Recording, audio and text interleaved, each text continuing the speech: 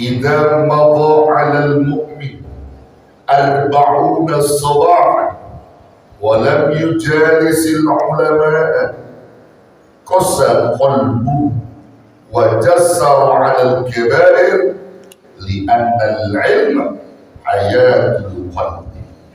Itu wasiat tersebut kepada Sayyidina wahai Ali, idza madha 'alal mu'min, apabila berlalu pada diri seorang mukmin arba'una sabah, 40 hari. Jadi 40 hari berlalu menimpa pada diri seorang mukmin, walam yujalisil ulama, dan dia tidak duduk di majlis-majlis ilmu, dia tidak cari ilmu, katanya qasa qalbuhu, maka akan keras hatinya. Kalau orang udah keras hatinya karena tidak ada ilmu yang masuk, maka sulit baginya untuk diberi nasihat, sulit baginya untuk diberikan kebaikan-kebaikan yang ada pintar sendiri, tidak mau dibimbing ke jalan yang lurus, ke jalan yang benar, karena ilmunya kosong.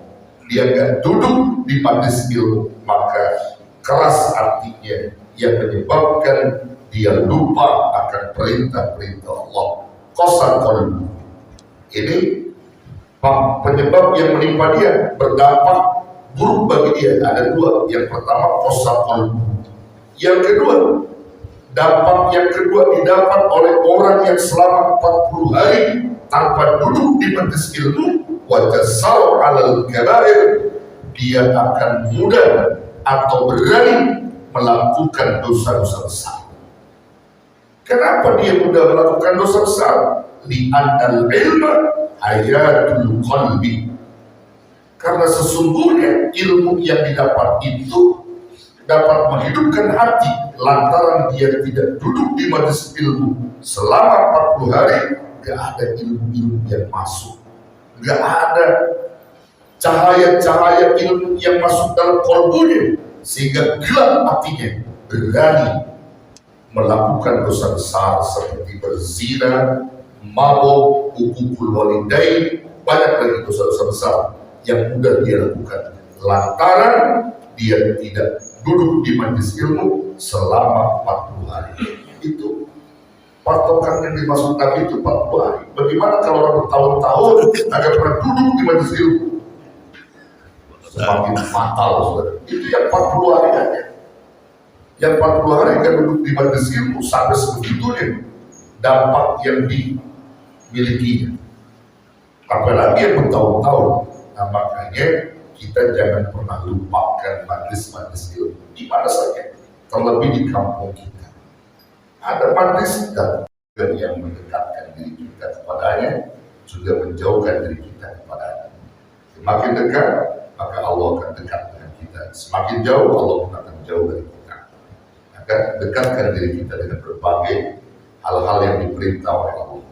Wa yu'ti wa yamna', dan Allah juga yang memberi, juga yang menolak. Jadi yang maha memberi adalah Allah, yang menolak sesuatu adalah Allah. Maka kita pengen apa yang kita inginkan selalu diberikan oleh Allah. Namun sesuatu yang kita tidak inginkan, yang menyangkut sesuatu yang tidak enak misalnya, kita minta untuk dicegah oleh Allah.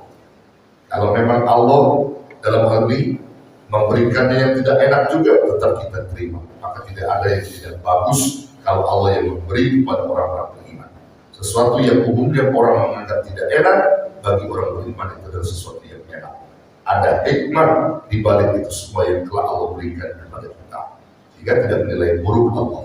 Nah, kita tidak pernah menilai Allah itu buruk dan seterusnya.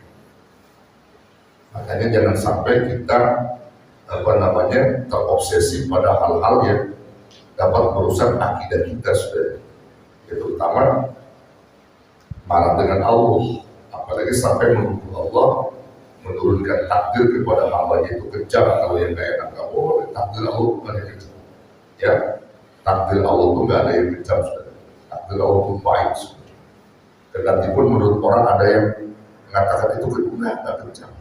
Kalau orang beriman menyoroti takdir Allah, semuanya bagus. Misalnya aku dikasih sakit itu emang gak enak pas secara umum. Tapi kalau Allah limpahkannya pada orang beriman jadi nikmat. Dia tetap mencari solusi di balik sakitnya supaya sembuh bagaimana. Dia jalankan syariatnya misalnya. Dia ke dokter, dia berobat, dia macam. Belum juga kunjung, ada tawakal. Dan di balik itu semua ada hikmah yang Allah titipkan. Jadi nikmat sabar. Gak ada takdir itu kejam. Bukan orang nafsu lah yang mengatakan takdir itu kejam itu nafsu kita. Kalau iman kita gak mau begitu. Makanya dulu ada nyanyian syair atau bait syair yang dinyanyikan seorang artis cantik dari Sukabumi yang dia menjadi anggota DPR, ya namanya siapa? Desi. Wah, tahu aja dia kalau langsung perempuan. Ya, Desi Ratnasari judulnya apa? Tenda Biru. Wah, Tenda Biru berusaha nggak apa Tenda Biru. Nah, isinya itu saudara, poinnya adalah mengindikasikan bahwa lagu itu menunjukkan bahwa takdir itu kejam. Ya, itu dalam isi rapnya itu ada itu. Kalau yang hafal, ada yang hafal itu lagu itu. Ya, pertamanya apa tuh? Pertamanya apa lagu itu? Pertamanya itu sebaik pertamanya apa saya itu? Hah? Ada yang hafal? Baik pertamanya itu? Hah? Oh, dia usah hafal tuh. Ya, lewat depan rumah begitu. Tak sengaja lewat depan rumah, ku melihat ada tenda gitu. Maksudnya apa sih itu? Itu pacarnya tiba-tiba nikah tanpa pengetahuan. Lalu dia marah, itu kurang ajar. Maka inti poin pada rapnya pada dari mana? Wah, pada apa gitu. Jadi intinya sudah itu lagu mengidentifikasikan lagu itu menunjukkan bahwa marah dengan takdir itu kejam. Jadi dia dapat jodoh sama si Fulan itu, dia dapat kejam takdir itu. Ulama kita marah. Ya karena banyak pengaduan ini, banyak orang yang sudah menjadi korban terobsesi dengan lagu ini, yang pada akhirnya dia terima keberadaan istrinya, anaknya, bahwa diciptakan anaknya dia pengennya begini tapi anaknya cacat lalu marah dengan istrinya, takdir itu kejam pada saya sehingga dia ceraikan bini. Wah banyak lalu ini luar biasa Pak. Kan langsung ditarik dari peredaran. Ketika itu ulama marah langsung dilaporkan ke ini kan, akhirnya ditarik lagi. Jadi dirubah pencipta lagu ini minta maaf, banyaknya minta maaf. Dia nggak tahu mendalami agama tentang itu. Ternyata takdir itu nggak ada yang kejam. Semua takdir itu baik dan menjadi nikmat. Ya, makanya saudara ini penting untuk dipahami. Jadi kalau antum ditimpakan sesuatu sama Allah yang nggak enak-enak, itu jangan bilang nggak enak, enak aja. Enak. Coba kita belajar dari apa yang dilakukan Nabi dan para sahabat. Yang satu kita tolong, dikasih nikmat, ditolong, euforia, populer, begitu dikasih susah, kita jauh dari Allah, marah dengan Allah. Jadi masalah. Ya, jadi masalah. Maka jalani semua apa yang menjadi keterangan dari Allah ini. Artinya takdir yang Allah limpahkan kepada kita, enak gak enaknya, maka itu semua adalah keputusan Allah. Maka buat bahan muhasabah kita agar pulih kembali dan juga beraktivitas kembali sesuai dengan apa yang diinginkan Allah Subhanahu wa Ta'ala. Intinya kita gak lepas daripada ketaatan terhadap Allah. La zahiran wa la batinan, tidak pula secara zahir dan tidak pula secara batin. Secara zahir itu artinya terungkapkan kalimat-kalimat yang jelek kepada Allah boleh haram. Wa la batinan, dan juga secara batin maksudnya apa? Benci dengan takdir Allah, kesel, tak boleh. Kita kesel sampai kita bahasanya itu percuma kalau begitu berhidup, percuma. Gak boleh begitu, ya. Gak boleh kita seperti itu. Kita tetap dekat sama Allah. Kita punya Allah, kita sering bangun di malam sujud, minta kepada Allah. Apa masalah-masalah terjadi? Allah cinta dengan hamba yang selalu meminta. Semakin banyak hamba meminta, semakin senang Allah mendengarnya. Dan semakin senang pula Allah menjawabnya. Maka kalau Allah itu begitu, Semakin diminta semakin senang. Kalau kita kan beda, semakin diminta semakin gendut. Kalau kita begitu, lu minta dulu, gitu. Kalau Allah enggak, kita minta, kita tahu senang. Mau beribu-ribu kita minta, berjuta-juta kita minta. Allah nggak akan pernah jenuh. Silakan hambaku terus minta kepada kita. Pas aluni, minta kepada kita terus kata minta. Nanti aku akan jawab. Yang penting kamu istiqomah. Itu Allah. Kalau kamu itu minta sebulan, 2 bulan, setahun, 2 tahun, agak juga dikasih. Kalau itu seseorang mau. Gak pernah terijabah ya sudah. Itu kelakuan, kesabaran. Begitu.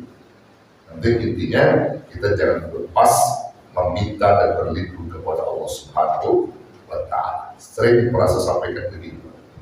Kalau antum belum bisa meminta secara individu, maka mintakan doamu kepada orang-orang soleh. Namanya tawassul. Tawassul kepada orang soleh. Ya, orang soleh yang masih hidup, ya. Yang udah mati gimana? Kita bacakan Fatihah. Tawassul kepada orang-orang soleh. Ya, yang udah meninggal dunia, maupun dia yang masih hidup. Kita tawassul. Dengan berkat kesolehan orang-orang ini, ya Allah, aku minta kepada Engkau. Karena mereka adalah orang soleh yang kehidupannya selalu Kau ridhai, maka dengan sabab mereka aku mohon kepada Engkau agar Engkau memberikan solusi terbaik kepada aku dalam hidup ini bisa. Kalau kita masih banyak berbuat dosa, banyak Allah mau dengar doa kita, maka kita kunjungi orang soleh, minta doa. Doakan saya melalui lisan jauh lebih afdal daripada aku, wahai kiai, wahai ulama, wahai wali, kau orang soleh, silakan kita aminkan saja. Dia doakan kita. Boleh begitu? Boleh. Di zaman Nabi itu, Nabi banyak dimintakan doa. Sudah oleh sahabat-sahabat. Karena merasa dirinya banyak berbuat dosa, sang Nabi Allah adalah pilihan Allah. Kalau beliau berdoa, tidak akan pernah tertolak. Maka itu jadi sebab orang soleh yang berdoa akan jauh lebih hebat doanya ketimbang doa kita yang banyak mustahil, yang banyak bohong mulu, yang banyak tolim mulu. Itu yang menyebab dosa kita terhalang. Ya, termasuk kita meminta wasilah melalui salawat kepada Rasulullah, itu diperintah. Ya, kita berdoa melalui salawat kepada Rasulullah, itu diperintah. Yang jadi sebab doa kita itu diterima karena kita berwasilah atau kita tawassul kepada Rasulullah Sallallahu Alaihi Wasallam. Yang sering dibaca kalau taklim itu ulama-ulama nanti ngajarin ya Rabbi bil Mustafa balil maqasidana waghfir lana ma ya wasi'al. Itu kan wasiat tawassul kepada Rasulullah. Ya Rabbi bil Mustafa, wahai Allah Tuhan al-Mustafa balil maqasidana, ya, sampaikan maksud kami. Ya Rabbi bil Mustafa balil maqasidana, sampaikan apa yang menjadi maksud kami. Maksud kita memohon kepada Rasul, ya, yang Allah meridhoi Rasul, sampaikan maksud kami kepada Allah, minta kepada Rasul. Waghfir lana ma mada, dan ampunilah dosa-dosa kami yang terdahulu. Waghfir lana ma mada. Ya wasi'al karam, wahai Allah yang maha luas kemuliaan. Jadi kita menyentuh Rasulullah untuk disampaikan kepada Allah Sang Pencipta alam, agar dosa kita diampuni dan Allah memberikan rahmat dan ridho kepada kita. Begitu sudah. Nah, saya mau kasih tip kalau saudara malam ini. Ini karena kebetulan bicara tentang bab ridho dan takdir, ya. Ada yang punya utang di sini.